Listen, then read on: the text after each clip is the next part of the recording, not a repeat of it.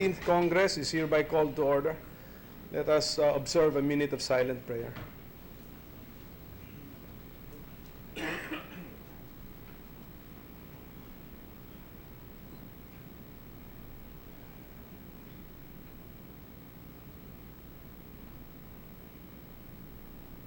Amen.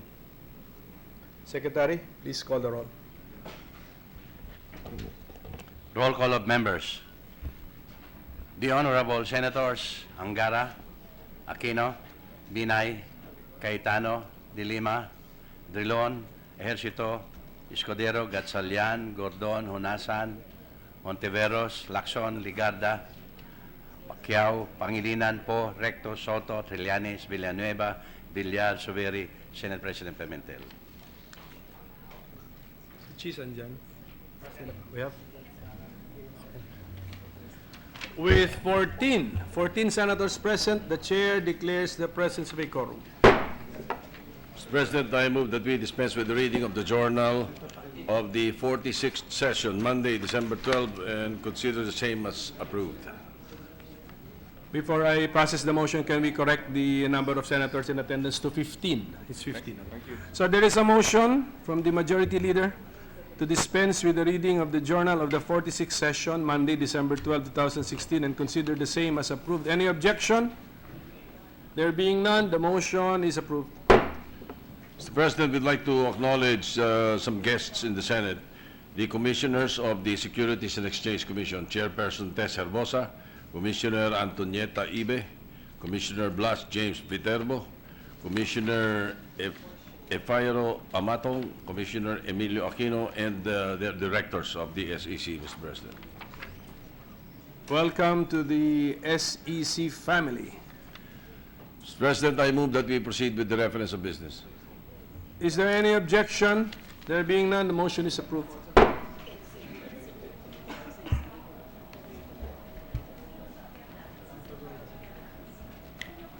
Bills on first reading.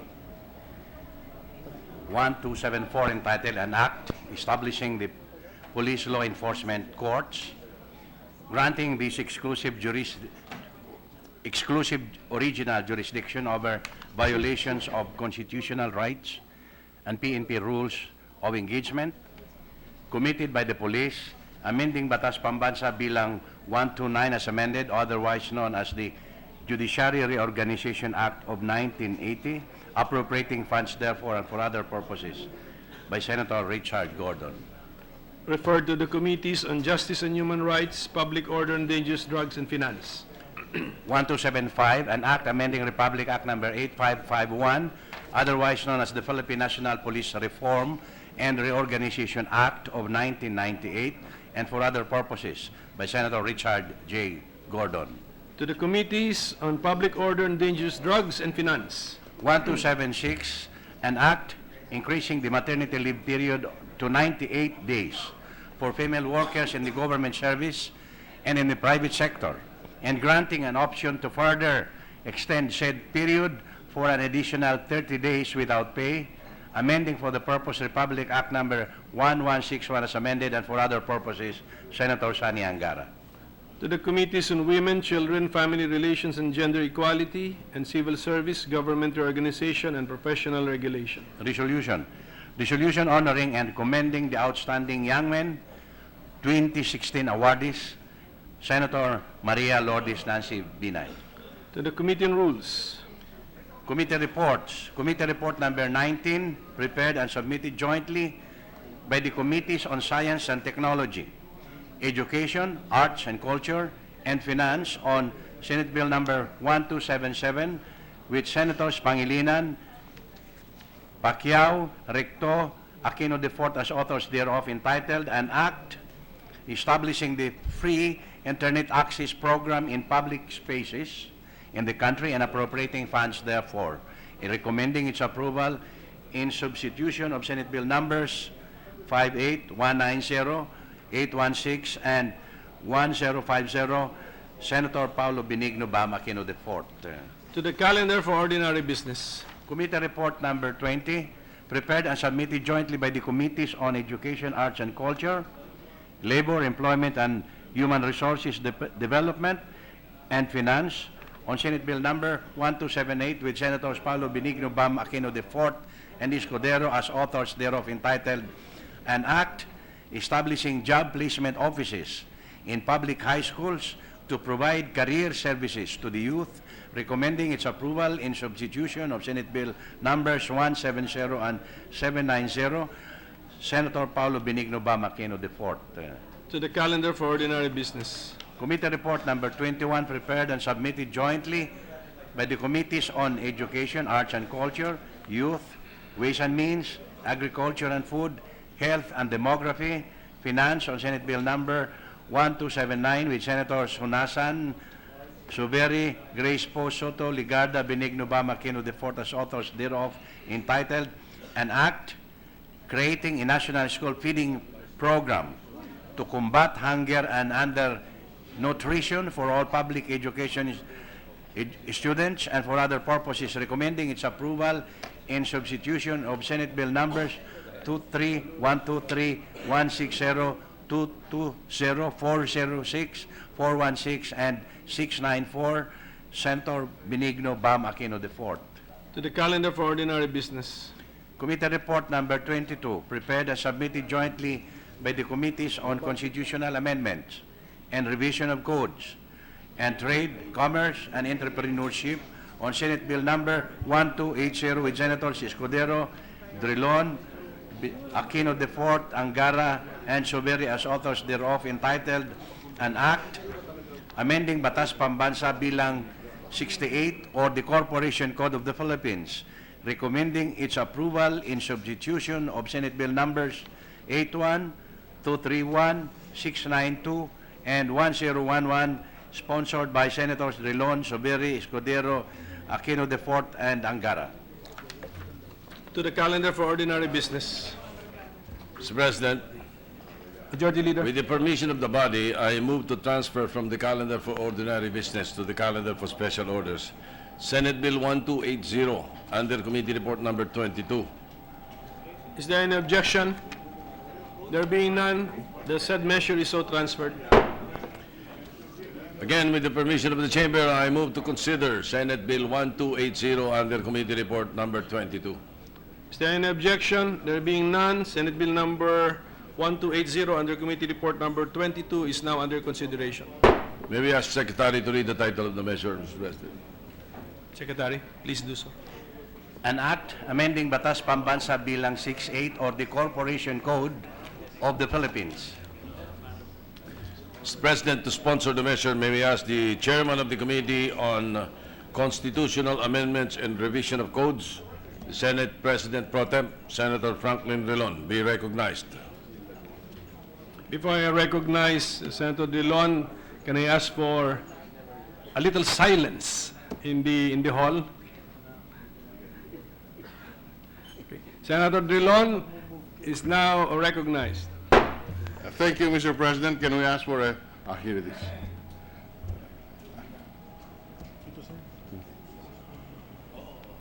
Mr. President, my distinguished colleagues, good afternoon. The Philippines has been hailed as one of the fastest rising economies in Asia, even being predicted to outperform China. With reasonable labor costs and an educated workforce, the Philippines should be an attractive investment destination. But it is still widely observed that doing business in the country presents many complexities. Although the Philippines improved its ranking from 103rd to 99th in the 2017 World Bank's Ease of Doing Business survey, we dropped 7 spots from 164th to 171 in the starting a business aspect. Indeed, Mr. President, investors find it hard to navigate through the startup procedures in the Philippines without the assistance of experienced counsel. For individuals who do not have the resources to hire lawyers, the task of putting up a corporation is even more daunting. Mr. President, the Corporation Code of the Philippines was enacted in 1980, or 36 years ago. If we are to keep up with the rest of the financial world, we need to codify best international corporate practices and address the archaic bottlenecks in the areas of starting business and protecting minority investors. We must likewise provide an environment conducive not only to big businesses, but make the corporate vehicle an appealing prospect for startups and entrepreneurs. It is in this light, Mr. President, that I present to this august chamber Senate Bill 1280 under Committee Report number 22, or the Act amending Batas Pamansa bilang 68, or the Corporation Code of the Philippines. The amendments sought to be introduced by this bill, Mr. President, may be divided into four main reform clusters. First, policies that would enhance the ease of doing business in the Philippines. Second, rules that prioritize corporate and stockholder protection. Third, provisions that instill corporate and civic responsibility. And fourth, amendments that will strengthen the country's policy and regulatory corporate framework on enhancing the ease of doing business. To contribute to the ease of doing business, the proposed revised corporation code would streamline the process of incorporation, with the name verification process simplified. In addition, the proposed measure would allow companies to perpetually exist. It will permit a single corporation to form a one-person corporation. Likewise, stockholder voting may now be through remote communication or in absentia. The present name verification system, with the confusingly similar standard imposed, is indeed confusing. Hence, a shift to distinguishability test will no doubt allow the full and seamless automation of name registration. For example, Mr. President, today, under the law, one cannot register XYZ Dream Network because of a previously registered XYZ Dream Hospital. Under the proposed amendment, you can do so because one of the key words is different. That is, network and hospital. The common stumbling block for many investors to incorporate is the requirement for a corporation to have at least 5 stockholders. This has made declarations of trust and nominee stockholders indispensable to doing business in the country. Investors name individuals as incorporators with no real interest in the corporation, just to comply with the legal requirement. For business owners, naming the entire household as incorporators, from cook to driver, is not unusual because of the requirement that you should have 5 incorporators. It is for this reason, Mr. President, that we seek to introduce the concept of one-person corporation in our jurisdiction. The Philippines, moreover, Mr. President, is one of the few countries that sets limits to corporate terms. Those who actually go through the arduous task of incorporating run the risk of having their corporations dissolved simply by forgetting to renew their corporate term. The proposal for a perpetual corporate term as a default option seeks to address this problem. Mr. President, on another aspect, although no one will confess to it, many lawyers do what we call as paper minutes. The resort to paper minutes is due to the fact that shareholders are required to be present during the meetings in person or by proxy. Likewise, directors are required to be present during meetings in person or through video teleconferencing. The proposed amendments acknowledge the need to adapt to changing times by allowing the use of alternative modes of communication that are available through technology. Stockholders and directors need not be physically present in meetings except for the directors who can either attend by person or through video teleconferencing. Remote communications can facilitate presence in meeting. Remote communication can facilitate attendance in meetings, allowing the stockholders to actively participate in discussions and come up with a more informed decision. Votes may, in some instances, be cast in absentia.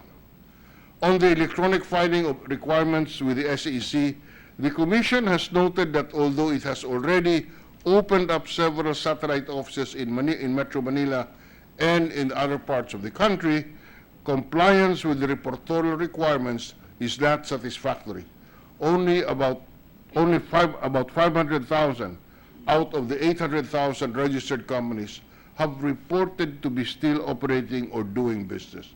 With the proposed adoption of an electronic filing system, we hope that the compliance number will improve. In the area of prioritizing corporate and stockholder protection, the second reform cluster includes provisions on the creation of emergency boards, the revised rules on the right to inspect corporate books, modified quorum requirements, and expanded grounds for disqualification of directors.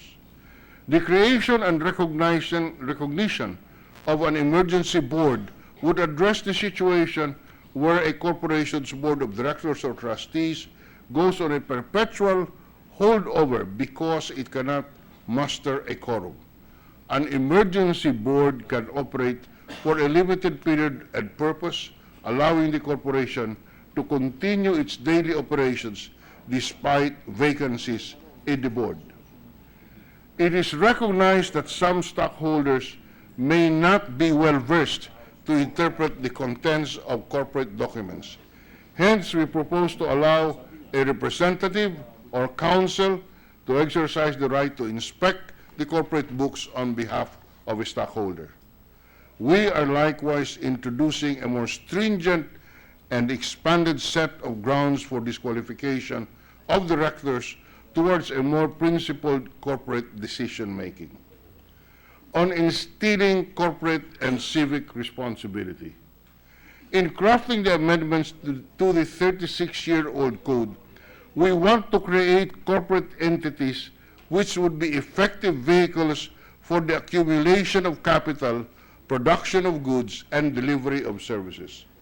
In the words of the sponsor of Batas Pambansa bilang 68, quote, corporations are not mere business organizations exclusively intended to serve personal interest, but are social institutions in which all sectors of society have an interest.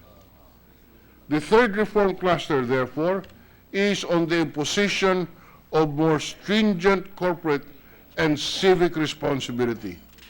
In the public sector, we have imposed stricter good governance standards when we authored the GOCC Governance Act in the 15th Congress. Mr. President, on another aspect, criminals hide behind the separate personality given to corporations. Shareholders have little incentive to be vigilant because the corporation itself is not subject to criminal liability. In compliance, therefore, with our obligations under the United Nations Convention Against Corruption, or the UNCAC, to prevent the use of corporations as a vehicle for committing crimes, we hereby seek to impose corporate criminal liability on and penalties for graft and corruption. Aside from having to pay hefty fines, the corporation may also suffer revocation of its registration. In addition, corporations vested with public interest are now required to have independent directors as part of its board. Further, the board of directors of such corporations shall elect a compliance officer. Educational institutions, banks, insurance, transportation, telecommunication companies, publicly listed corporations are, among others, examples of corporations vested with public interest, which will have independent directors as part of their boards. The SEC, in the interest of the public, may expand the list of corporations vested with public interest. Finally, on strengthening the policy and regulatory framework, the fourth and last reform cluster includes provisions on arbitration of commercial dispute, amendments on dissolution, alignment of the SEC's powers under the Corporation Code with the Securities Regulation Code. Mr. President, the SEC is equipped presently under the Securities Regulation Code with powers that are proper to an investigative and regulatory agency. It can issue subpoenas, cease and desist orders, and it can cite persons in contempt. The amendments we are presenting to this chamber seek to vest the same power to the SEC over ordinary corporations. The proposed amendments will also provide expanded grounds for dissolution and a more streamlined process for both voluntary and involuntary dissolution. Finally, a provision on arbitration is included in the proposed amendments, recognizing that methods alternative to litigation can resolve disputes in a more practical and efficient manner. Mr. President, members of this august chamber, in general, the proposed amendments promote efficiency and encourage transparency in corporate dealings from formation to daily operations. These proposed amendments are in line with global best practices. Having them in place will allow the Philippines to compete with other countries as a viable investment destination and business-friendly jurisdiction.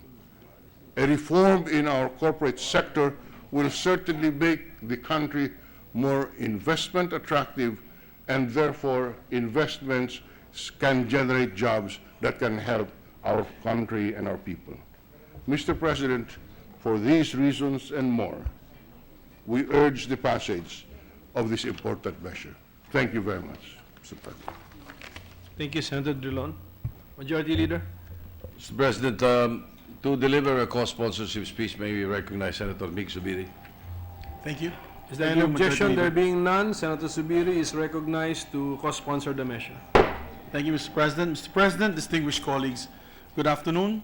Allow me to deliver my co-sponsorship speech for the approval of the proposed amendments to the Corporation Code under Committee Report Number 22, jointly submitted by the Committee on Constitutional Amendments and Revisions of Code and the Committee of Trade, Commerce, and Entrepreneurship. As Chairman of the Committee on Trade, Commerce, and Entrepreneurship, it is our aim to set an environment conducive to the establishment and operation of business in the country, which this measure will also address. Your Trade and Commerce Committee will also submit at a later date a measure that is complementary to this bill, or the Ease of Doing Business Bill, which has a similar purpose and interrelated with the proposed measure of the good senator from Iloilo. Before I proceed, let me briefly discuss how the Philippines fared in the Doing Business Report in 2017, which was briefly mentioned by Senator Drilon and the sponsor, and at the global competitiveness of 2015 to 2016. These two studies measure the competitiveness and the conduciveness of a country's business environment. The Doing Business Report is a study of the staff of the World Bank with external contributions, which measures the regulatory quality and efficiency of a country or economy. For the 2017 report, the study considered 189 countries or economies.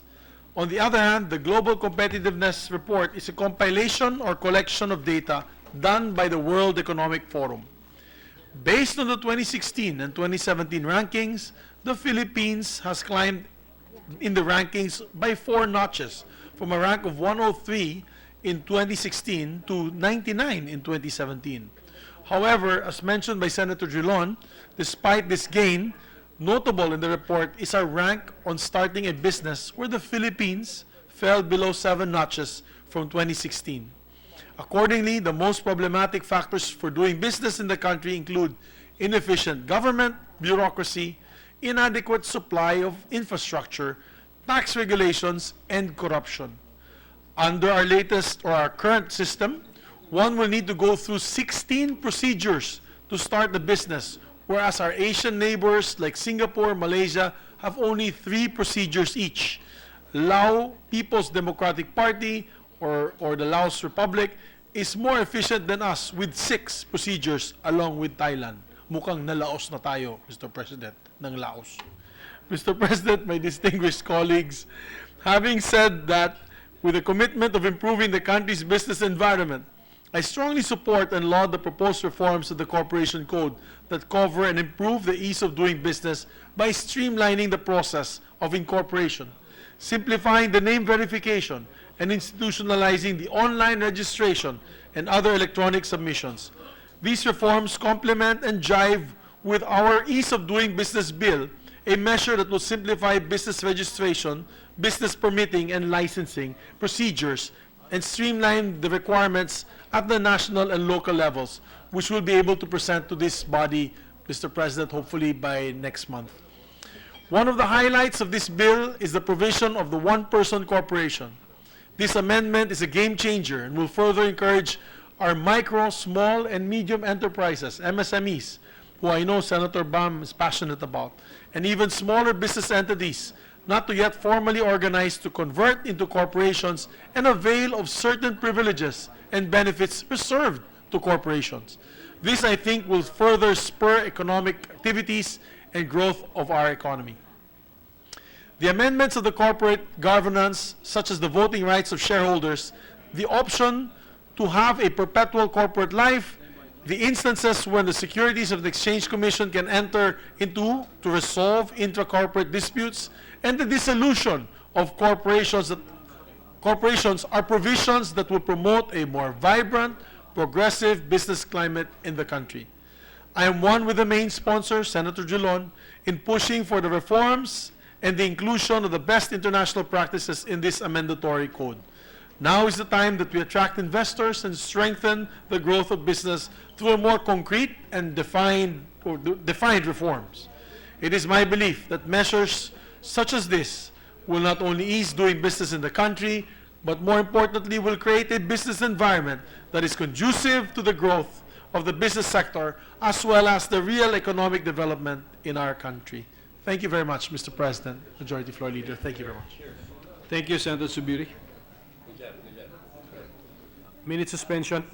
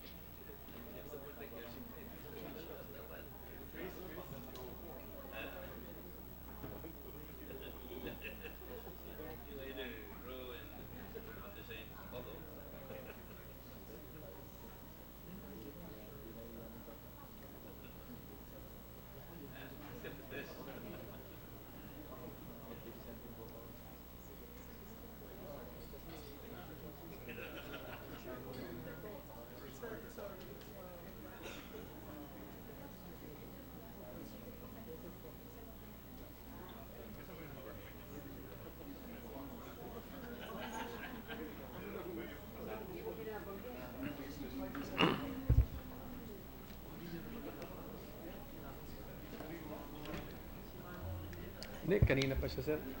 Kanina pa siya. Ready to resume, Mr. President. Session is resumed. Mr. President, I move to suspend consideration of Senate Bill 1280 under Committee Report Number 22 so that the other members may be able to study the proposed measure. Is there any objection to the motion? Hearing none. Consideration of Senate Bill number 1280 under Committee Report number 22 is hereby suspended. Mr. President, with the consent of the Chamber, as requested, I move to transfer from the calendar for ordinary business to the calendar for special orders. Senate Bill 1279 under Committee Report number 21. There is a motion to transfer Senate Bill number 1279 under Committee Report number 21 from the calendar for ordinary business to the calendar for special orders. Any objection? Hearing none, the motion is approved. With the permission of the body, I move to consider Senate Bill 1279 under Committee Report number 21. Any objection? There being none, motion is approved. By the way, Mr. President, we'd like to recognize the presence of some guests, Mayor Rolando Ubatay, Vice Mayor Belen Raga, and Council of Lumban, Laguna, Mr. President. Welcome to the local government officials. May we ask the Secretary to read the title of the measure, Mr. President? Secretary, please do so. An act, an act creating a national school feeding program to combat hunger and undernutrition for all public basic education students and for other purposes. Majority Leader. Mr. President, to sponsor the measure, may we ask the Chairman of the Committee on Education, Arts and Culture, Senator Bam Aquino, be recognized, and then Senator Grace Poe will deliver a co-sponsor speech. Is there any objection to the motion? There being none, the Chairman of the Committee on Education, Senator Bam Aquino, is recognized to sponsor the measure. Maraming salamat, Mr. President. Maraming salamat, Mr. Majority Floor Leader. Magandang hapon po sa ating lahat, Mr. President, distinguished colleagues. Good afternoon. I stand before you today as the Chairman of the Senate Committee on Education to sponsor Senate Bill number 1279 in substitution of Senate Bill numbers 23, 123, 160, 220, 406, 416, and 694 under Committee Report number 21, entitled An Act Creating a National School Feeding Program to Combat Hunger and Undernutrition for all public basic education students and for other purposes, otherwise known as the Pagkaing Pinoy para sa Batang Pinoy Act. Mr. President, yesterday we lost an exemplary Filipino and a true advocate for prosperity, Mr. Manny Perlas of Life Bank. That's him right there with the white hair. Mr. Manny Perlas was one of the first benefactors of GK's Kusina ng Kulinga, and the group credits his leadership in the establishment of this feeding program back in 2014. Mr. President, this is a photo of Mr. Manny Perlas during the opening of the first ever Kusina ng Kalinga in Alang-Alang, Leyte. Manny's Kusina ng Kulinga, or KNK, has always been a program that brings smiles to people's faces, whether students, teachers, or volunteers. Mr. President, nagsimula po ang KNK sa Leyte bilang relief effort para sa public school na apektado ng Typhoon Yolanda, ang Alang-Alang 1 Central School, kung saan po itinayo ang unang kusina. Mr. President, alaman po nila na ang numero unong dahilan kung bakit hindi po mapasok ang isang mag-aaral ay dahil sa gutom. Gutom na madali namang pawiin sa simpleng feeding program. Kaya nung nakita po nila na dahil sa KNK ay mas masigla at mas bibo sa klase ang mga estudyante, itinuloy po nila ang proyekto. Kumuha po ang KNK ng 3 regular na kitchen staff at nakakuha rin po sila ng 10 hanggang 15 volunteer na magulang sa bawat araw ng pagpasok. Kinuusap po nila ang mga lokal na magsasaka upang mag-supply ng ingredients tulad ng malunggay. And Mr. President, thanks to Kusina ng Kalinga in Alang-Alang, Leyte, thanks to parent volunteers, thanks to local farmers, about 2,600 students are fed nutritious meals in 4 schools. Alang-Alang 1 Central School, Binangtoan Elementary School, M. Casaus Elementary School, and San Roque Daycare Center. Based on their data, the number of severely malnourished children in their schools dropped from 268 to 47. That's 11%, Mr. President, down to 2%, spanning 1 school year, 2015 to 2016 school year.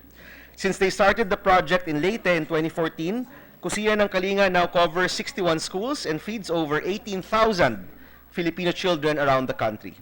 And Mr. President, I'm happy to learn that Kusina ng Kalinga is not the only successful feeding program in the Philippines.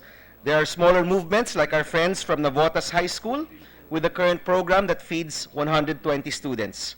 Advancement for Rural Kids, or ARC, also has a feeding and livelihood program that has helped 10 communities and over 2,400 kids. There are also larger movements like Jollibee Foundation's Busog Lusog Talino School Feeding Program that has covered 1,500 schools, feeding over 140,000 students from 2007 to 2014. And Mr. President, there are even more feeding programs all over the Philippines. But unfortunately, Mr. President, all of these feeding programs combined, all of these efforts are still not enough. In the State of Food Insecurity in the World 2012 study conducted by the FAO, or Food and Agriculture Organization, it was revealed that 16 million Filipino children are considered undernourished. Mr. President, 16 na milyong batang Pilipino ang undernourished. Yan po ay isang numero na napakalaki at nakakabahala. Sa kabilang dako naman po, ang mga mangingisda at magsasaka ay patanda ng patanda at pabawas po ng pabawas. The average age of the 11 million Filipino farmers and fishermen is 57 years old. And the average annual income of a farmer is only 20,000 pesos. In fact, Mr. President, if you look at these three sectors, the fishermen, the farmers, and the children, you will find that these three sectors have the highest poverty incidences in the Philippines. For the fishermen, 39.2% under the poverty line. For the farmers, 38.3% under the poverty line. And for children, 35.2% under the poverty line. This is all 2012 figures, Mr. President. Mr. President, kailangan po nating gawa ng paraan na matulungan ang mga batang Pilipinong nahihirapang mag-aral dahil sa kumukulo nilang tiyan. At kailangan rin po natin mabigyan ng sapat, regular at pangmatagalang kabuhayan ang ating magsasaka at mangingisda. So, Mr. President and honored colleagues, aren't these two problems pieces of the same puzzle that fit perfectly together? On one hand, we have children who need nutritious food, and on the other hand, we have farmers and fishermen producing food without the means to sell. Today, we're given the opportunity to bridge this gap and fulfill our duty to uplift the lives of our poorest countrymen. The Pagkain Pinoy para sa Batang Pinoy Act can be that link between hungry young Filipinos and anxious farmers and fishermen. The Pagkain Pinoy para sa Batang Pinoy Act will bring the progress we've seen in Alang-Alang Leyte of Kusina ng Kalinga, or KNK, to more and more students and more communities across the country. The Pagkain Pinoy para sa Batang Pinoy Act will institutionalize an effective feeding program sustained by local gardens, farmers and fishermen, and powered by community engagement and volunteerism. Through this policy, school children in the kindergarten and elementary levels will enjoy free access to nutritious food, with the DepEd ensuring that students from kindergarten to grade 6 are provided with proper meals. In addition, this measure includes a Gulayan sa Paaralan program to promote gardening in schools and households, which will help augment the food needs of the program and instill a sense of appreciation for food production within the community. Sa programang Gulayan sa Paaralan, matututunan po ng mga mag-aaral natin ang kahalagahan ng pagtanim ng pagkain at ng pagsasaka. The goal of this measure is not just to feed our hungry Filipino children, but to nourish them with healthy food sourced from the community, sourced from our local farmers and fishermen. And Mr. President, when our students are healthy and fed, they grow even hungrier for knowledge and learning. Thanks to the nutritious meals, they joyfully go to school and gladly participate in the classroom. Sa Pagkain Pinoy para sa Batang Pinoy Act, lalaki ng malakas, matalino, malusog ang kabataang Pilipino, habang umaasenso naman po ang buhay ng ating mga magsasaka at mangingisda. Suportahan po natin ang pagpasa ng Pagkain Pinoy para sa Batang Pinoy Act para sa kabataang Pilipino, para po sa ating mga mangingisda at magsasaka, para po sa ating mga komunidad at syempre po para sa ikauunlad ng ating bayan. Maraming salamat po at magandang hapon sa ating lahat. Thank you very much, Mr. President. Thank you, Senator Aquino. Senator Grace Poe will deliver a co-sponsorship speech. Is there any objection? There being none, Senator Poe is recognized to co-sponsor the measure. Magandang hapon sa inyong lahat. Mr. President, 30 years from now, experts predict that the Philippines will encounter a demographic sweet spot, a condition wherein there are more working age persons in the general population. The Philippine Statistics Office projects that by 2045, 67.5% of the population will be of working age.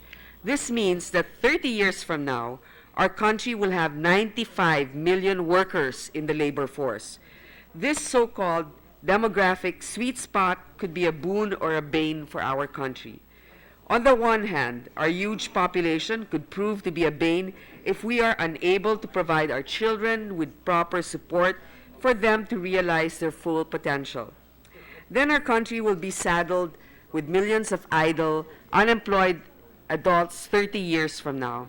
On the other hand, this 95 million strong workforce could be a boon, provided, of course, if we can give our children the proper support now for them to become skilled workers and productive citizens later on. Thus, to reap the economic dividends of this so-called demographic sweet spot, we need to provide our children the proper nurturing environment to help them succeed in the future. We need to invest in our children today to reap the rewards tomorrow. Improving the nutritional well-being of our children requires government intervention because many Filipino families today still cannot afford to feed their children sufficiently. As we have seen, Mr. President, despite years of economic growth, involuntary hunger, child malnutrition continue to be endemic in the Philippines. The latest SWS survey conducted during the fourth quarter of 2015 found that 2.6 million families experience involuntary hunger at least once in the last 3 months. That's about 12 million Filipinos, or 12% of our population, Mr. President. Bilang mga magulang, pag nasasaktan ang ating mga anak, di ba minsan sinasabi natin, malayo naman yan sa bituka, ayos lang yan. Pero paano kung bituka mismo ang problema? Paano kung madalas hindi nilalapatan ng tamang pagkain ang bituka? Hindi ba't sangay-sangay na pagdurusa ang haharapin ng sino mang walang laman ang sikmura? The national status of our children is not getting better. In fact, getting worse. The incidence of underweight children aged 0 to 5 years old rose from 19% in 2013 to 21% in 2015, a 1.6% increase. Likewise, child stunting rose from 30% to 33%, a 3.1 increase in the same period. The UNICEF, in its April 2013 report, stated that the Philippines is now the 9th country with the largest number of stunted children in the world. Filipinos are now the second shortest people in Southeast Asia. Hahayaan pa ba nating maging pinakamaliit, pinakapayat at pinakakulelat ang mga susunod nating henerasyon? Don't we have a moral obligation to ensure the improvement, not the decline of our race? It is a medical fact that a person who grew up chronically malnourished often performs poorly in school, often sick, and is less productive at work. Thus, in 2013 alone, it was estimated that productivity losses and healthcare costs due to child stunting amounted to a whopping 328 billion pesos. This is about 3% of our GDP. Investing in the nutritional well-being of our school children is money well spent, Mr. President. This is because for every 50 pesos spent on school feeding, we could save 5,150 in future health, education, and lost low productivity costs brought about by childhood malnutrition. School feeding programs have found to improve academic performance. In 2011, the DepEd reportedly strengthened its school health and nutrition programs to make them more responsive to enhancing students' motivation and capacity to learn, reducing absenteeism, and ensuring completion. Doon po sa bayan ng ating kasamahan na si Senator Win Gatchalian, meron silang school feeding program na spearheaded by the local government of Valenzuela under Mayor Rex Gatchalian. and the Ateneo Blue Plate of Father Ben Nebres. And based on anecdotal reports, school attendance rates in Valenzuela went to the roof after they established the feeding program years ago. Moreover, teachers report that their pupils are more lively, mas listo at mas ganado mag-aral. Valenzuela succeeded in reducing the incidence of child malnutrition. A young, intelligent girl once said, "Hunger is not a problem, it is an obscenity. How wonderful it is that nobody need wait a single moment before starting to improve the world."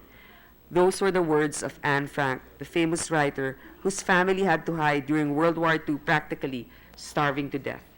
Clearly, we need not wait for a war. We need not wait a single moment before improving our world. We need to put in place programs that will improve the nutritional status of our children and eradicate child malnutrition in the country. A national school feeding program is one of the most important components of our efforts to create a right, nurturing environment for our children. Mr. President, the Department of Education has a school-based feeding program running for a couple of years now. For the current year, 2016, we allocated 4.8 billion to feed around 500,000 severely wasted students. The government spends only 0.52% of its annual budget on nutrition. On the other hand, the global average is 2.1%. We need to allocate more to be at par with international standards. Notwithstanding the DepEd school-based feeding program, we still need to enact a law establishing the National School Feeding Program in order for the program to be institutionalized, properly funded, and not subject to the whims of whoever is in Malacanang. Mr. President, I'd like to point out that under Senate Bill 1279, an initial appropriation of 10 billion pesos to be sourced from PCSO, PAGCOR, and the President's Social Fund is provided for. But please note that there are around 420,000 public schools all over the country that will be covered by this law.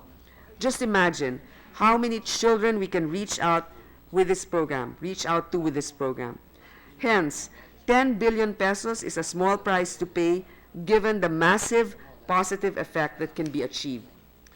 Christmas will be upon us in a few days. Huwag tayong maging bulag sa mapait na realidad na marami pa rin ang magpapaskong gutom. Sana naman itong maging regalo natin sa kanila. Before I close, as one of the principal authors of Senate Bill 1279, entitled An Act Creating a National School Feeding Program, I humbly ask all my colleagues here in this august chamber to approve this measure. I also would like to thank, from the bottom of my heart, hardworking Chairman Senator Bam Aquino for his prompt and speedy action to our bills, and likewise to our co-authors, Senator Zubiri and Honasan. The former U.S. President JFK once said that the war on hunger is truly mankind's war of liberation. This is a battle we must all wage against, vigorously and victoriously.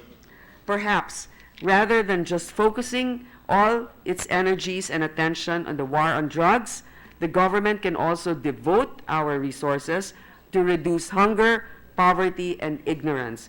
Baka naman, pwede wag lang tayo puro extrajudicial killings ang pag-usapan at sa halip naman ay extrajudicial feeding. Maraming salamat po. Thank you, Senator Poe. Mr. President, may we recognize Senator Mig Subiri? Thank you, Mr. President. If there is no objection, Senator Zubiri is recognized. Thank you, Mr. President. Mr. President, my sponsorship speech for this measure is not yet ready, but I will give it tomorrow and insert it as part of the records of the Senate for my authorship as well of Senate Bill number 123. However, I'd like to make a quick manifestation, Mr. President, that this Food for School program has been my advocacy since 2013, the 2013 elections, together with the 2016 elections. Everywhere I go, during the campaign, I push this as an anti-poverty measure, and it truly is an anti-poverty measure, Mr. President. I thank Senator Bam Aquino for the prompt action of this measure. as chairman of the Committee on Education, and of course to our authors, to the other authors that pushed for this. And truly, Mr. President, malnutrition and poverty go hand in hand. And I have first-hand experience of this as district representative of Bukidnon when we'd go around the schools in our district. And we've seen schools where when I've noticed children not concentrating, not studying, because they're grimacing in pain of hunger, hunger pains in their stomach, hunger pains. And it just goes to show that with this measure, the state can address this problem, Mr. President. If they can only eat once a day, that's at least one less problem for the parents to find funding or income to be able to feed their children. If the state can do that, that would be the best. It would also be able to help local industries, farmers, fisher folk, through the purchase of this, of course, the food and the supplies for the schools that be done locally. And I thank the good sponsor for including that as the measure as well, because this will really enhance the efficiency of farmers and fisher folk in those particular areas. And hopefully this will also allow them to do business instead of having always being problematic where they'll market their produce, Mr. President. With this measure, they can now, all these products can now be bought locally by the Department of Education. Senator Gordon also asked me to mention that he'd like to be made a co-sponsor, if it's all right with Tito Senator Soto to include him as one of the co-sponsors. And Mr. President, this is not unique. In my last statement, my last final point is that this is not unique to the Philippines. Actually, the California education program, they feed actually their children in grade school and in high school free, free lunch, and I believe free recess as well. The problem there is they're getting obese. I think now they're trying to lessen the food intake and the sweets, the sugary intake of the kids, because the children are getting obese. Our problem is we don't have that program, and our kids go to school very hungry. And I agree with Senator Grace Poe that being malnourished, we've become one of the shortest, poorly educated, I'd say, in terms of figures and percentages as compared to our Asian neighbors. With this measure, Mr. President, if we pass this right away, and if the House passes this, I think this will make a big impact to our people for the next generations to come. I congratulate the sponsor, and I'm honored to be part of this landmark measure. Thank you, Mr. President. Thank you, Senator Subiri. Majority Leader? May you recognize Senator Ma'am Aquino? Mr. Senator President. Aquino is recognized. Yes, Mr. President. Firstly, I'd like to thank all my colleagues for the support that they're giving for this measure. Truly, it is a landmark measure if we're able to pass it. Mr. President, I just need some, with your indulgence, some parliamentary gymnastics, Mr. President, because Senator Gatchalian filed SBN 204, which is the Nutri-Escuela Act of 2016, which in substance is very similar to this bill, but it was referred to the Committee on Health. So first motion, Mr. President, I move that we, upon permission of the body, that we transfer the referral of SBN 204 from the Committee on Health to the Committee on Education. Majority Leader? I have no objection, Mr. President, except that Senator Gordon was trying my attention, to get my attention. Is that connected to that? It's a different matter, So Mr. I have no objection, Mr. President.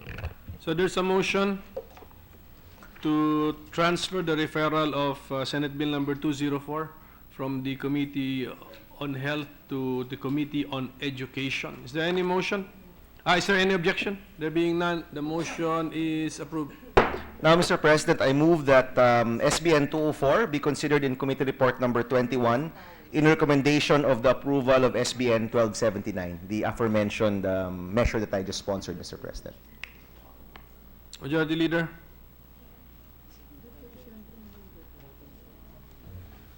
With the permission of the chamber, we can do that. I have no objection, Mr. President.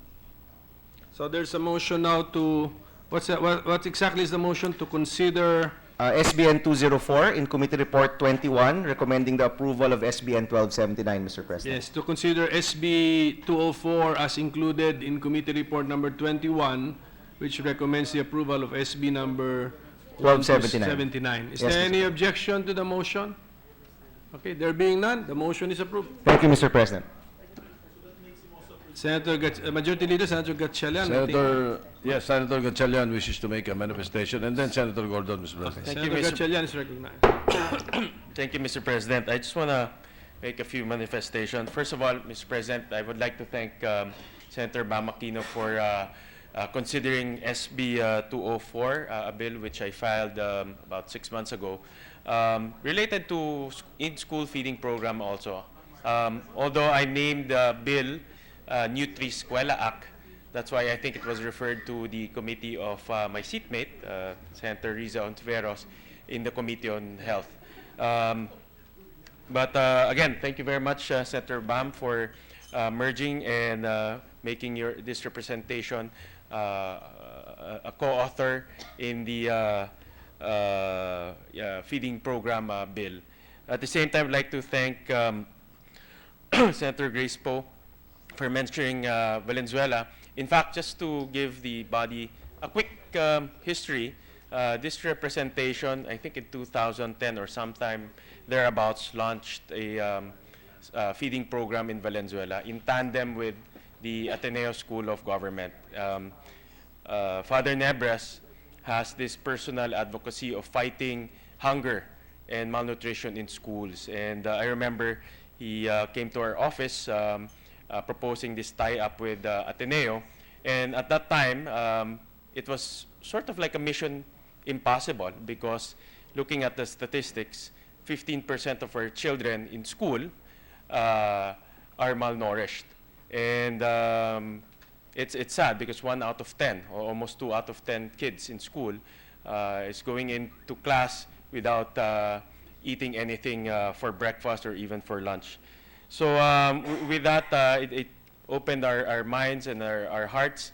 And sometime in 2010, we launched this feeding program. And I remember hearing Senator Grace Poe sometime in 2000, I think 14 or 15. She said one of her core advocacies is to fight hunger. And I personally visited her here in the halls of Senate, showed her our program, and I told her that it's possible to fight hunger and malnutrition in our country. It's not a dream. It's not something that we cannot do and we cannot reach, but it's already being done in Valenzuela City. And I showed her the mechanisms and the process that we undertook in Valenzuela in partnership with Ateneo.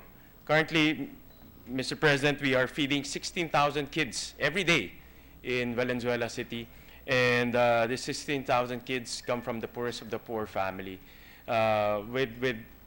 Hopefully with this model, we can now replicate this to here in the entire nation. And I'm very happy that not only Senator Grace Poe, but a few of our colleagues, especially Senator Bam Aquino, took this advocacy as their own personal advocacy. And now, Mr. President, there is now hope that we can fight hunger and malnutrition nationwide. So thank you very much, my dear colleagues. Thank you, Mr. President.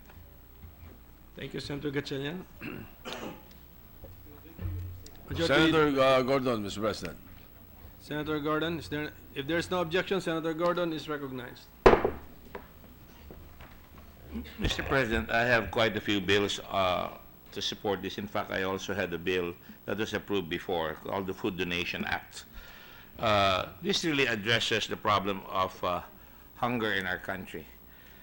And let me just point out that there is a human duty to provide food for your neighbor, Mr. President. That's a principle that we should work out amongst ourselves here because there is really an awful lot of hunger. The reason why I stood up was not because I was surprised, and I had been in touch with Senator Aquino on this matter of this particular bill, but because at some time, and I'd like to share this experience, and I think I've shared this before, but I'd like to reiterate it. I was in San Jose del Monte about a few years ago when I saw I went to a school and I saw a couple of kids, very young, maybe about 9, 10 years old, going out of the schoolroom. And I asked the principal why, in the middle of the class, this kid was going out. And the answer was because he has to go out and take care of his brothers and sisters because they're alone, and he has to prepare the food, very limited food, for his brothers and sisters because his parents are both working in Manila Monday to Friday, and because they cannot make ends meet if they were to go back to Bulacan every day. So really, there is a tremendous bite in hunger in this country. They're biting at nothing, practically. And the statistics show that, Mr. President. It shows that a lot of our kids are not able to finish grade school in our country today because they are not able to go to school simply because they are hungry. The dropout rate is quite large. For every 100 students who enter grade 1, only 68 reach grade 6. Largely because some of them have to earn, help their parents in the farms to secure food. 6% of 7 to 16-year-olds from the poorest households were reported as not attending school or not having attended school, Mr. President. Again, the reason is they have to scarve for food for the family. Having said that, Mr. President, I'm glad that Senator Grace made mention of the fact that we have a sweet spot in our demographics. Our demographics will bloom, and if they're well educated or they're well nourished, we could conquer poverty in the next 10, hopefully 10, or in the next 15 years. But nonetheless, Mr. President, the statistics are staggering. 21% of elementary school children are malnourished. And there are no school feeding programs in school that are sustainable, that have not been sustained. I know that our good friend Senator Eddie Angara was a champion of this, along with other senators here, with a feeding program. I remember one of our colleagues in the campaign, not our colleagues in the Senate, he didn't quite make it, talked about making Nutri-Buns, taking it back to the campaign, bring it into the campaign, Isko Moreno, yes. And his campaign was based mainly on Nutri-Buns, Mr. President, and providing nutrition for our children in school. And so, to me, it is important that we recognize that, among others, this Senate should be remembered for addressing this major problem that, you know, happens to be so important in the future of our capability to compete and to be able to survive as a people. Consider, of course, we're all aware of this, that, even, for example, in health, our children are severely, short. They don't get the necessary support. 97% of them have dental caries, which means that there are no dentists, and we're not even there yet.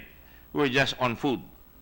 Having said that, Mr. President, I can tell you that according to the latest Philippine data, the proportion of undernourished in the population is 13.5%.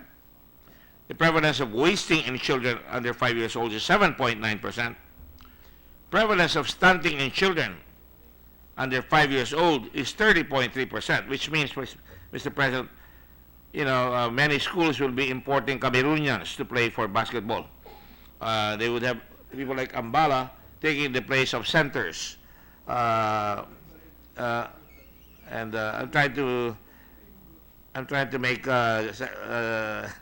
Senator Villanueva, who was a star player in UST, if we are to believe him,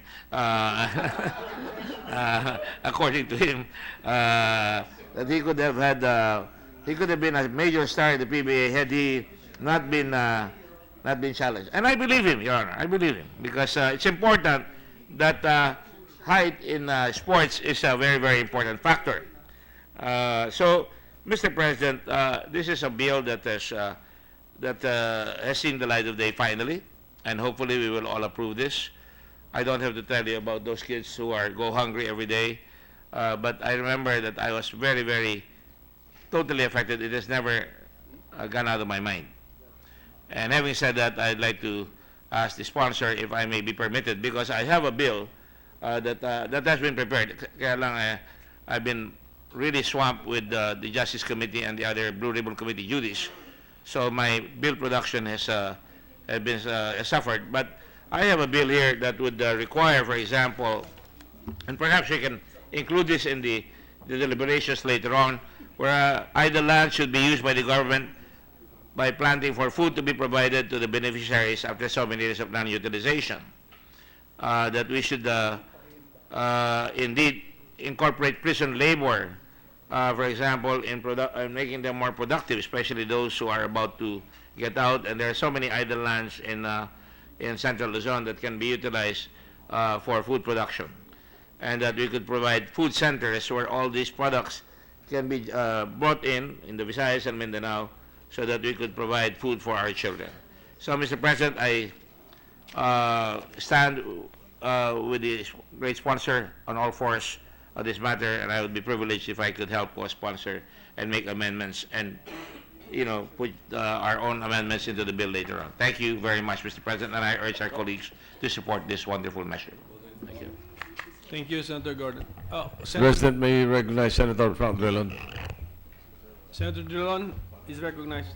Yes, Mr. President, I stand to support the passage of Senate Bill 1279, which seeks to establish a national school feeding program. Not known to many, Mr. President, this representation, 10 years ago, had our own milk feeding program, where we devoted our pork barrel to milk feeding. And it was an experience which I will never forget. We start the program by deworming kids in school because it was necessary. As the findings of the Department of Education was that our children in school needed deworming. Number two, we must catch malnutrition before a certain age. Otherwise, the damage becomes permanent. And therefore, as I said, about more than 10 years ago, I devoted a substantial portion of what it was then the pork barrel to launch a milk feeding program together with a reputable milk company, Alaska, I don't mind stating it here, and a packaging company called Tetra Pak, which is a Swedish company. Mr. President, there were experiences that really was heartwarming. For example, when we go on a milk feeding program, we would sometimes see kids not finishing the Tetra Pak package containing the milk. And you ask them, ayaw nyo ba ng gatas? Ang sagot ay, hindi po sir, iuwi ko yung kalahati sa kapatid ko na hindi pa nag-aalmusal. Or when Christmas time comes, they would make the milk packs as a decoration in the Christmas tree in school, and they would have a contest who would present it prettiest, who would present the best Christmas tree, and make nutritional, the need to feed them properly, a part of the school program. So, as we said, Mr. President, we have had actual experience on this. I think it was in Bukidnon or in one of the provinces in Mindanao, where we partnered with a dairy cooperative. So the dairy cooperative would provide the milk would be supplied to the school. And indeed, it was something that we hit two birds with one stone. We addressed the malnutrition and helped the dairy industry in that locality. So all of these things, Mr. President, These are the good things that we can say about the need for a school building program. I'm sorry, for a nutrition, for a feeding program. Because, Mr. President, often said, our people would be our greatest asset. If you look at our neighbors around Asia, Taiwan, Singapore, Hong Kong, they are small countries. They have no natural resources.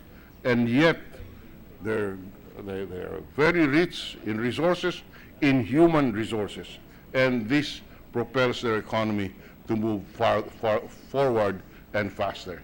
And it is because they are able to provide proper nutrition to their children in school, and it is in that sense that we fully support this bill, and we hope to see it pass into law with the support of the entire chamber. Thank you very much, Mr. President. Thank you, sir. What's the pleasure of Senator Villanueva? Well, Senator Hontiveros asked that she be... It's okay. So maybe Senator Villanueva be recognized, and then Senator Hontiveros, Mr. President. If there's no objection, Senator Villanueva is recognized. Thank you, Mr. Majority Floor Leader. Thank you, Mr. President. I thought I was being obliged to respond and say something this afternoon before we end our session. I would like to personally put on record that this representation would like to be associated with the principal sponsors of these measures. Hindi po dun sa nag-co-author na si Senator Gordon na nagdududa na nanalo po yung UST laban sa Lasal for many years, and hindi pa rin niya matanggap na nanalo po nitong nakaraang championship against the Ateneo Blue Eagles. Pero I think we both agreed that this measure is very important, and I'd like to again put on record that I wanted to be associated with the principal authors of this measure, this act creating a national school feeding program to combat hunger and undernutrition for all public basic education students. Mr. President, I would like to also put on record that this representation actually experienced firsthand, Mr. President, during that time when I went to visit Hernani, Eastern Samar, and I committed to them, Mr. President, that I would support this program. And if it is okay to be recorded as one of the co-sponsors of these measures. Thank you, Mr. President. Senator Hontiveros is recognized. Thank you, Mr. President. I rise to manifest not a defense of my beloved alma mater because of the comment of the good gentleman from Bulacan, but really in support of primarily of the Pagkaing Pinoy para sa Batang Pinoy bill, occasioned by a very important comment of the good Senate President pro tempore that we need to arrest child malnutrition, stunting, and wasting before the damage is irreversible. And actually, Mr. President, that time is even before the child reaches school age. And I was reminded of a conversation I had with the good gentleman from Tarlac in relation to his Pagkaing Pinoy para sa Batang Pinoy bills, now to be consolidated with the Nutri-Eskwela of the good gentleman from Valenzuela and the other authors who spoke this afternoon, that it might be possible to because, Mr. President, there are also measures now going into technical working group in the Committee on Health on the first 1,000 days nutrition. I call it the Bibong Bata? Healthy Bulilit bill, but these are nutrition bills aimed at Filipino children in their first 1,000 days of life, and to include the pregnant mothers so that there's nutrition for them while the baby's still in their womb. And I was speaking with the good gentleman from Tarlac that it might be possible, even and desirable, to twin these first 1,000 days nutrition bills with the Pagkaing Pinoy para sa Batang Pinoy bill, so that there's a kind of a continuum. And he had a very good suggestion, which I enthusiastically supported, that when we come back from recess, to see how the provisions might be amended so that in fact it is reflected that they are a continuum, they are companion measures, they are twinned, so as to provide another good example of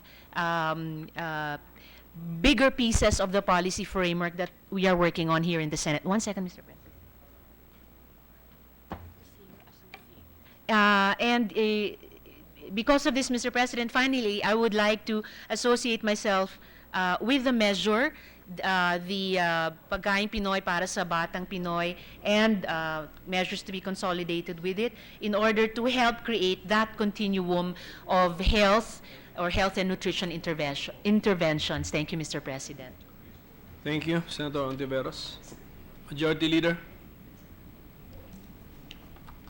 Mr. President, although this is the much sponsored measure, there are other members who wish to study the proposed measure, Mr. President. So I move to suspend consideration of Senate Bill 1279 under Committee Report number 21. Is there any objection? There being none, we suspend consideration of Senate Bill number 1279 under Committee Report number 21.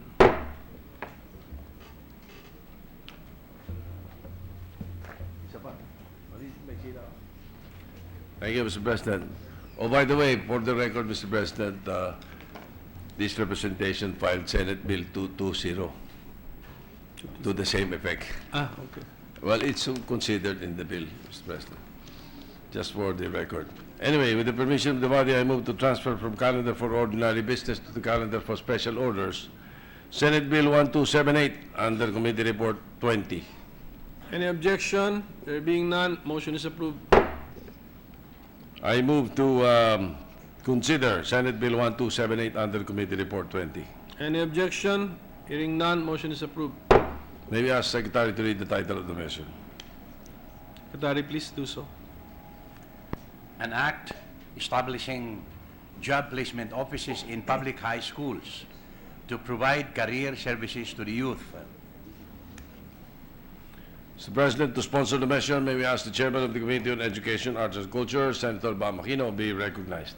So an objection? There being none, Senator Aquino is recognized. Maraming salamat, Mr. President. Maraming salamat, Majority Floor Leader. Magandang hapon, distinguished colleagues, mga kaibigan, mga kababayan. Magandang hapon po. I am honored to address all of you today as I sponsor a policy that seeks to empower every Filipino graduate with gainful employment by bridging our schools and our industries.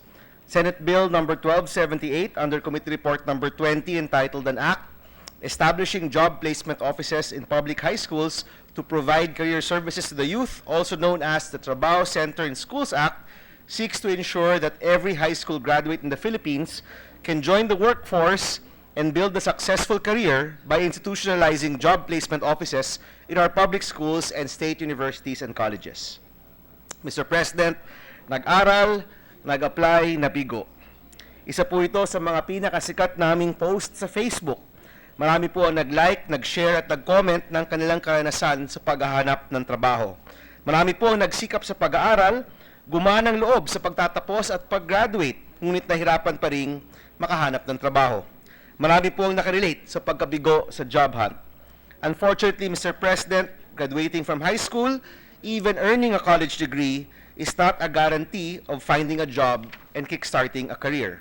As you know, one of the promises of the K-12 program is that even high school graduates should be ready and able to seize employment opportunities right after grade 12. Ngunit marami pa rin po tayong maaaring gawin para masigurado ang pangarap na ito. Mr. President, in data released by the PSO, or the Philippine Statistics Office, the unemployment rate is at 4.7% with over 2 million jobless Filipinos. The number of underemployed Filipinos is also quite staggering, 7.51 million Filipinos.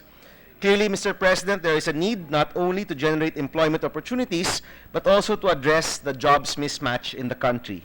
Let's make sure that all the hard work of our students, their parents, and their teachers do not go to waste. Let's ensure that there are suitable jobs waiting for our students, and that our students are ready to take them on once they graduate.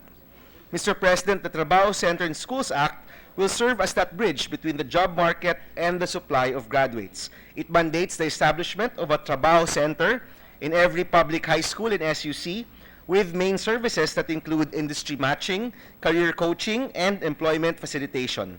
The key to success of the Trabaho Center is its relationship with and knowledge of potential employers and industries in their area. The Trabaho Centers will link with industries to create a functional academic industry partnership so there can be continuous checking and updating of curricula and courses offered to our students, especially on the TechVoc track in our K-12 system. They must maintain an updated database of employers, contacts, and job opportunities in the locality and use this data to provide students coaching on what fields of study are available and what specific jobs they can expect to apply for upon graduation. With an updated database and a deep understanding of the needs of companies and employers, these Trabaho Centers can move beyond the usual aptitude tests and vague conceptual career advice. Career coaching in our Trabaho Centers must be well-informed and practical. Knowing the needs of the job market and being aware of the skills and knowledge of students, Trabaho Centers can also go beyond job fairs and pre-employment seminars when it comes to employment facilitation. Our responsive Trabaho Centers can address the skills mismatch from within our schools, giving feedback for teaching modules, and even working with TESDA to better develop the skills of graduates and ensure employability upon graduation. These Trabaho Centers will not only provide information on available jobs, but also help schools improve their approaches and regularly update their lessons. This simple intervention can strengthen the link between education and employment and can build a steady bridge for our graduates to cross over to stable jobs and sustainable livelihood. With Trabaho Centers in every school, a diploma will be more than a symbol and a graduation will be more than a milestone. With Trabaho Centers in every school, graduates are ensured gainful employment and can look forward to a secure future. Nag-aral at nagtapos, nagtrabaho at umasenso, yan po ang pangarap natin para sa bawat Pilipino. Siguraduhin po natin na may trabaho naghihintay para sa bawat graduate. Siguraduhin po natin na may sapat na kaalaman at kakayahan ang mga bagong graduate na punuan ang mga job vacancies. Siguraduhin po nating mapasa ang Trabaho Center in Schools Act. Mr. President, distinguished colleagues, let's come together and rally for the future of every Filipino student. Let's bridge that gap between free, quality education and a secure career, so that we can finally beat poverty and bring forth prosperity for every Filipino. Maraming salamat po, Mr. President. Maraming salamat, distinguished colleagues. Magandang hapon po sa ating lahat. Thank you very much. Thank you, Senator Aquino. Majority Leader. Thank you, Mr. President. To give time to the other senators to study the proposed measure, I move that we suspend consideration of Senate Bill 1278 under Committee Report Number 20. Is there an objection? There being none, the consideration of Senate Bill number 1278 under Committee Report number 20 is hereby suspended. Thank you. Mr. President, with the consent of the Chamber, I move for the consideration of PS Resolution 254. 254. Is there any objection? Hearing none, proposed Senate Resolution number 254 is under consideration. May we ask the Secretary to read only the title of the measure without prejudice to inserting into the records the entire text of the resolution? Secretary, please do so. Resolution recognizing the achievements and contributions to the judiciary and to the Filipino people of Supreme Court Associate Justice Jose P. Perez on the occasion of his retirement from the judiciary. Mr. President, I move that Senator Richard Gordon be recognized to sponsor the resolution. Is there any objection? There being none, Senator Gordon is recognized to sponsor the measure. Mr. President, this is just a courtesy and recognition of years of service to the country by a member of the Supreme Court, a co-equal branch of government, the judiciary. And my first resolution involves Justice Jose B. Perez, who, by the way, has the distinction of being the first homegrown justice, starting out as technical assistant in 1972 after passing the bar exams and after having graduated from the University of the Philippines, Mr. President, College of Law. And having said that, Mr. President, after having so much honors that have been bestowed upon him, he served with distinction in the judiciary, and having attained the 70th birthday on the 14th of December of this year, which I believe is tomorrow, it is only proper that your chairman of the Committee on Justice recognize stalwart members of the Supreme Court are retiring as showing our faith and confidence and respect for the judiciary, Mr. President. So I move that we pass this resolution recognizing the achievements and contributions of the judiciary and to the Filipino people of Supreme Court Associate Justice Jose P. Perez on the occasion of his retirement from the judiciary. So move, Mr. President. Thank you. Majority Leader? Thank you, Mr. President. May we recognize Senator Franklin Drilon to second the motion. Is there an objection? There being none, Senator Drilon is recognized. Mr. President, we wish to associate ourselves with the measure that Senator Richard Gordon has presented before this chamber, not because it is not lengthy,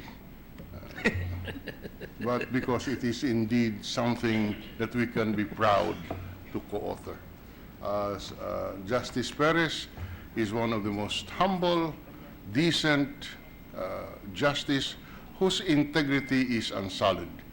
I had the fortune of being roommates with with Justice Perez when we were in the Yacal Residence Hall.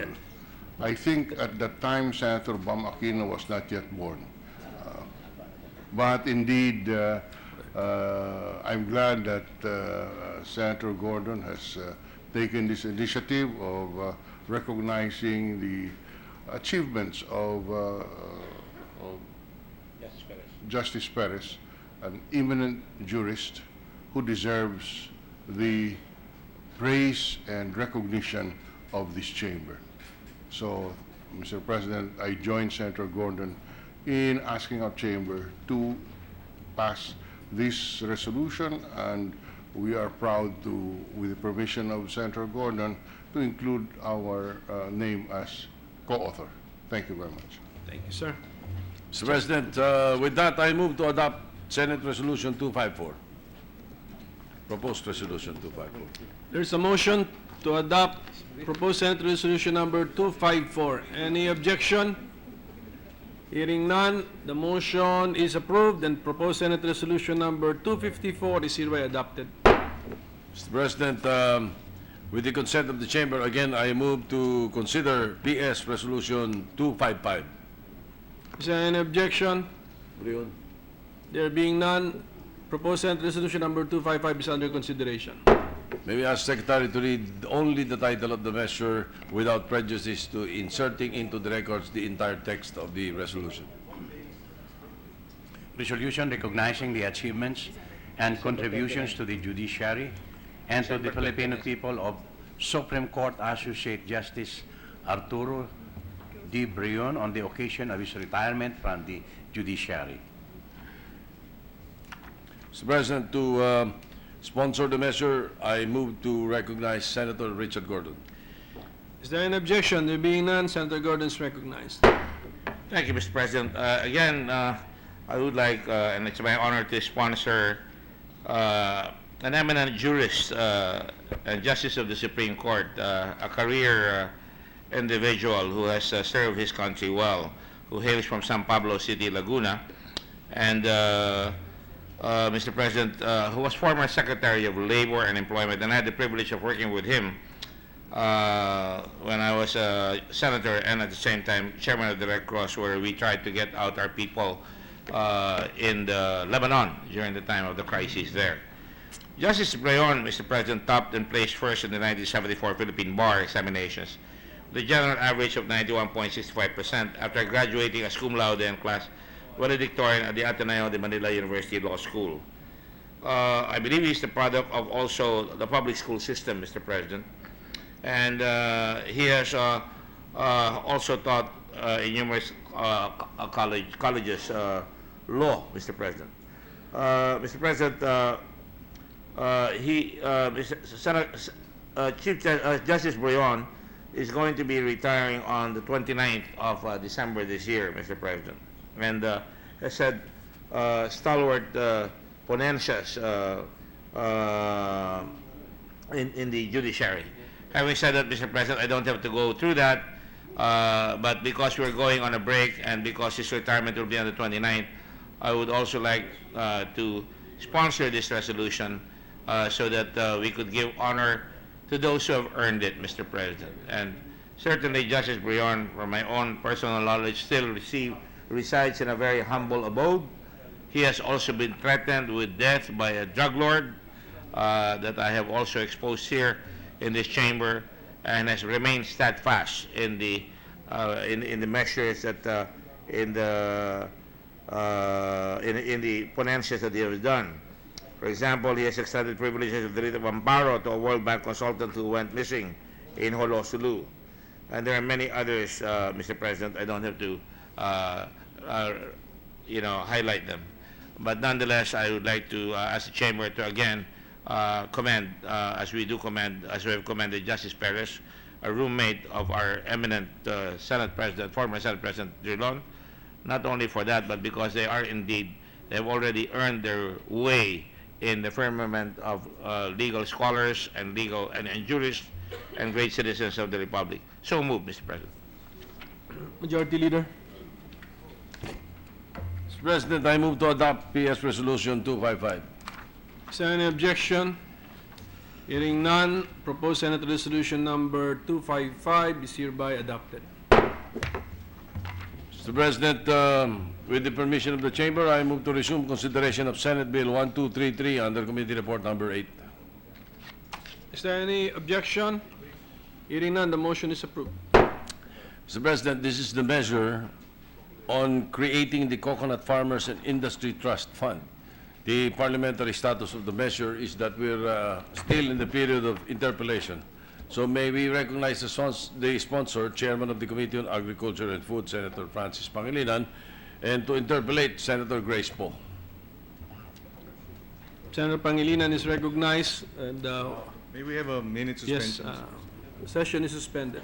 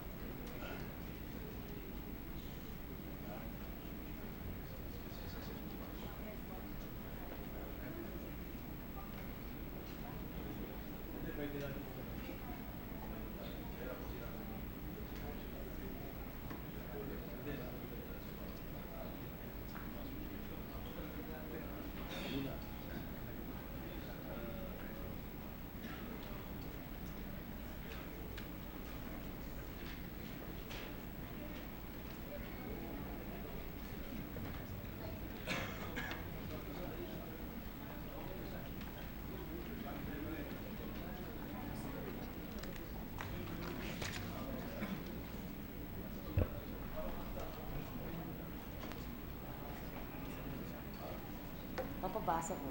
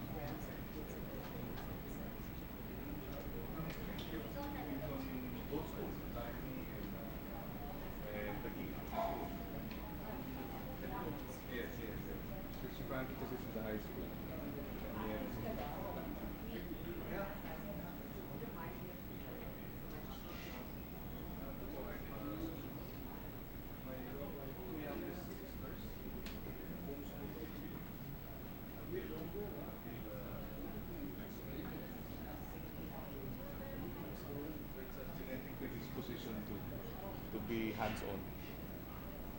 Well, swerte siya. Thank you. Swerte rin ako.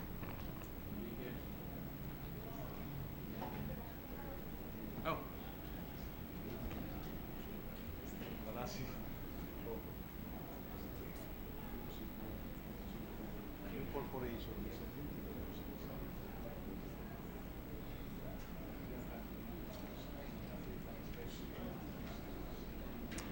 Pakitext mo naman si Rilo. Sabihin mo, bigla akong mag-out.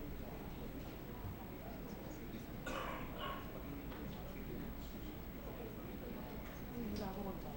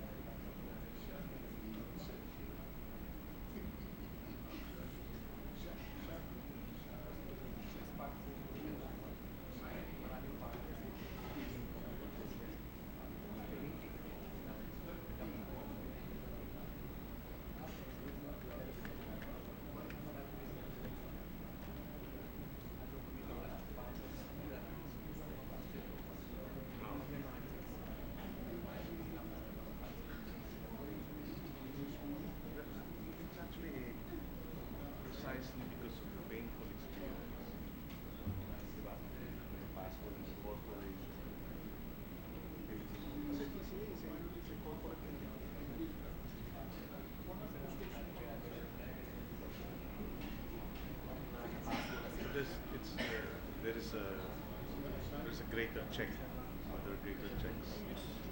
And tsaka top level. Session is resumed. Greater check. Senators Pangilinan and Dapo are recognized for interpellation on Senate Bill number 1233 under Committee Report number 8. Thank you, Mr. President. We are ready to be interpellated, Mr. President. Yes. Good afternoon, Mr. President. I hope the good sponsor will yield to a few questions on the proposed legislative measure. Willingly, Mr. President. Mr. President, to clarify, the bill proposes the creation of two committees.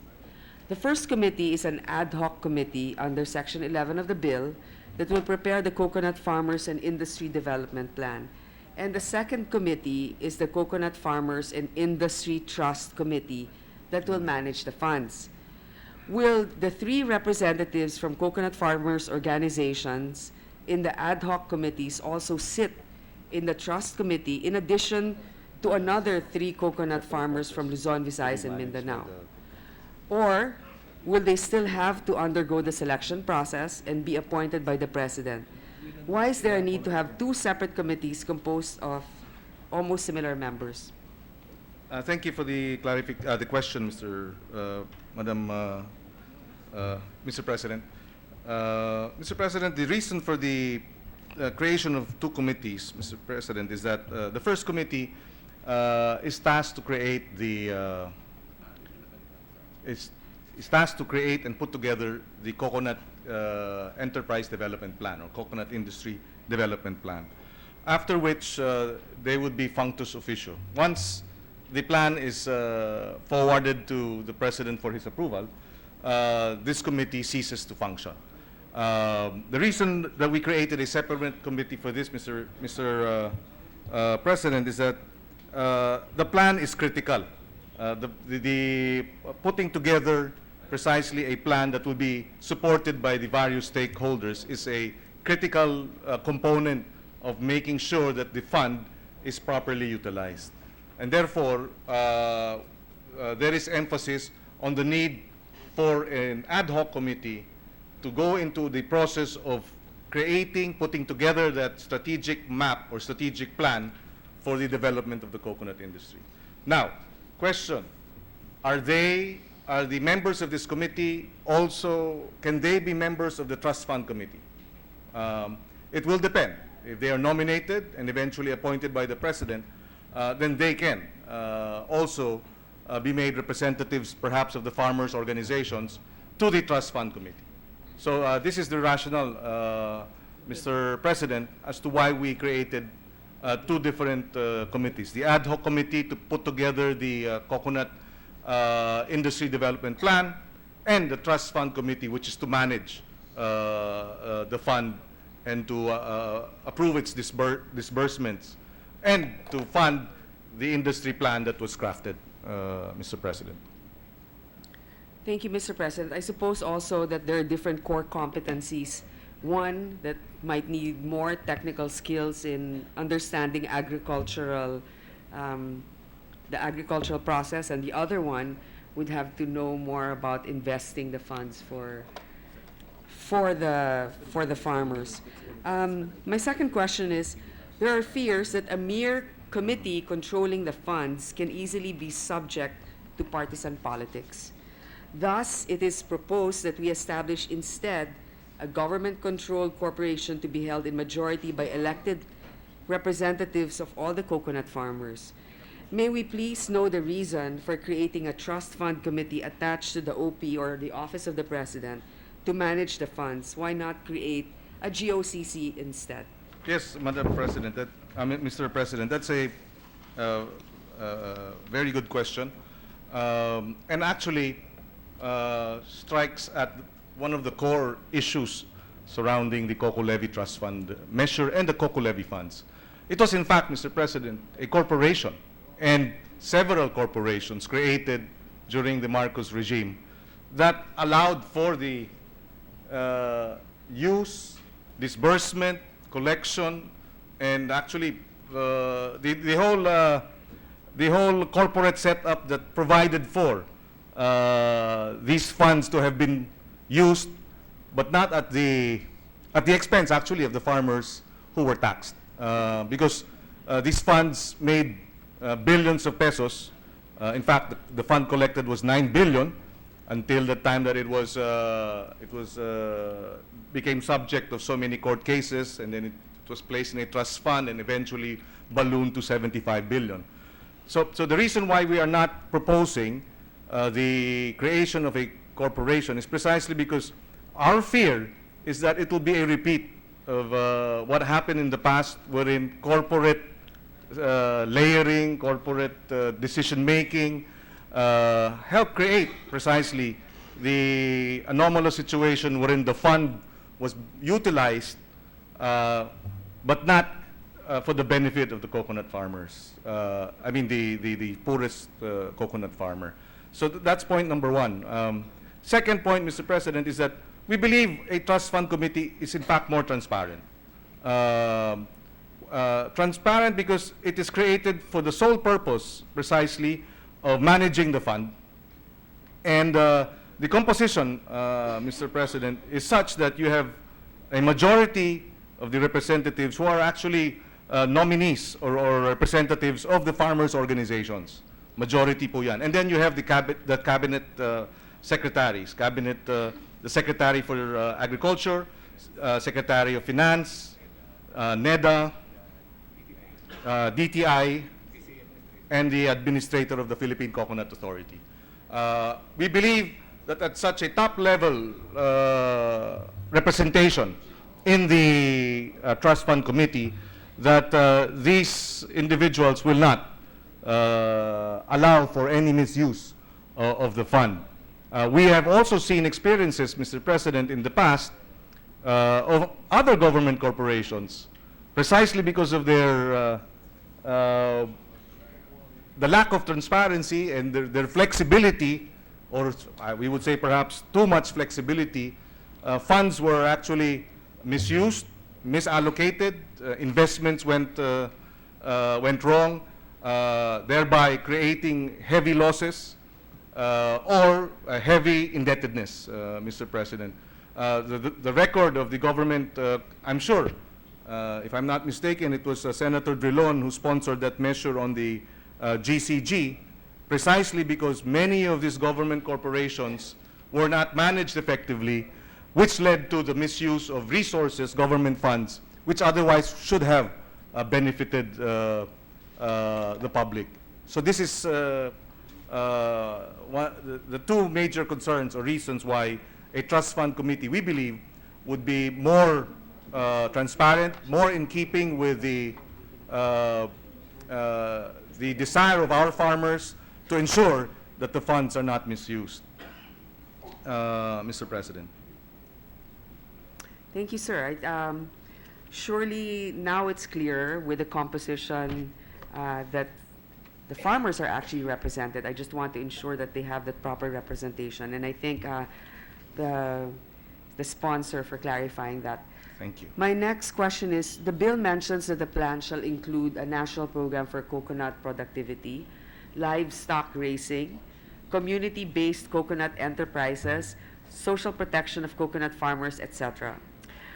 How do you plan to implement this, Mr. President? Does this mean that the coconut farmers or organizations will directly receive a portion of the cocoa levy funds?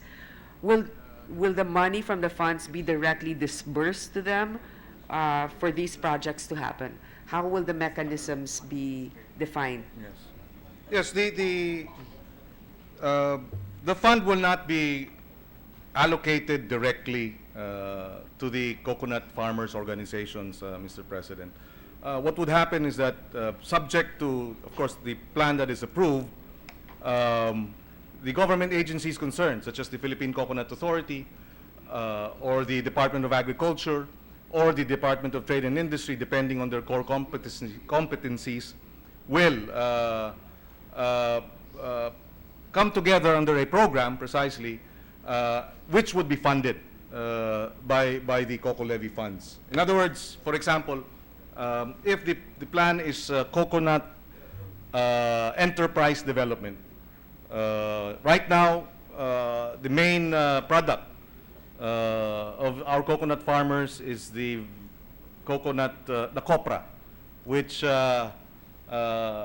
is probably the lowest in terms of value for the product, relative to, for example, virgin coconut oil, or cocoa coir, or cocoa peat, or cocoa nets. Meaning, if you put value adding to a coconut product, that would mean greater income for your farmers and your coconut farmers. But coconuts will require, for example, decorticating machines. It will also require access to the markets, meaning the enterprise will have to deal with companies that purchase the cocoa coir. Farmers by themselves, without the capacity at this point, will not be able to do this. But because you have that coconut industry development plan, which will include capacity building, which will include support for mechanization and equipment, that's where the funding will be allocated, Madam Chairperson, Mr. President, Madam Chairperson. Thank you. Mr. President, this is actually a very basic concern also for coconut farmers. Some of them, well, of course, many of them weren't able to benefit from the funds. What they need is actually scholarship for their children, health subsidies, and I was wondering if there would be a portion of the fund that will be devoted to the well-being of the children of coconut farmers, such as education or health. Yes, in fact, precisely, we've covered that in terms of such assistance or support by way of social protection programs. So that would be education, scholarships, and then again, of course, subject to the formulation and approval of that plan, which will include social protection. And which department, Mr. President, will be tasked to take care of these social protection programs? Well, if it's scholarships, I would like to think it would be, if it's college scholarships, then that would be the Commission on Higher Education. If it's, yes, perhaps support through the DSWD, depending on another program that will provide social protection. Health programs would be the Department of Health.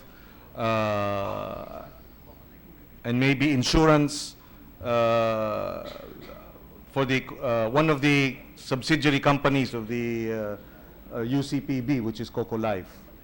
Again, subject to the plan that is to be put in place and approved by the President. Another basic question is, how will the government be able to identify actual beneficiaries, or how will they be able to qualify if a person is actually should actually benefit from the coconut fund? So the law, the proposed bill, the proposed law, Mr. President, provides for the registry.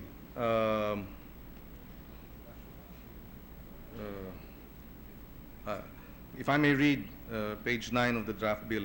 For purposes of the establishment and granting of social protection programs, the committee is hereby authorized to validate the reliability and completeness of the Coconut Farmers Registry of the PCA from which the beneficiaries shall be identified. So there is a farmers registry that is now, I understand, being put together by the PCA. But the Trust Fund Committee will be tasked precisely to validate the beneficiaries that is to be presented by the PCA. Now, lastly, Mr. President, some stakeholders claim that the funds might be subject to misuse, misalignment if it is deposited in the Bureau of Treasury. What are the parameters or safeguards to prevent these from happening?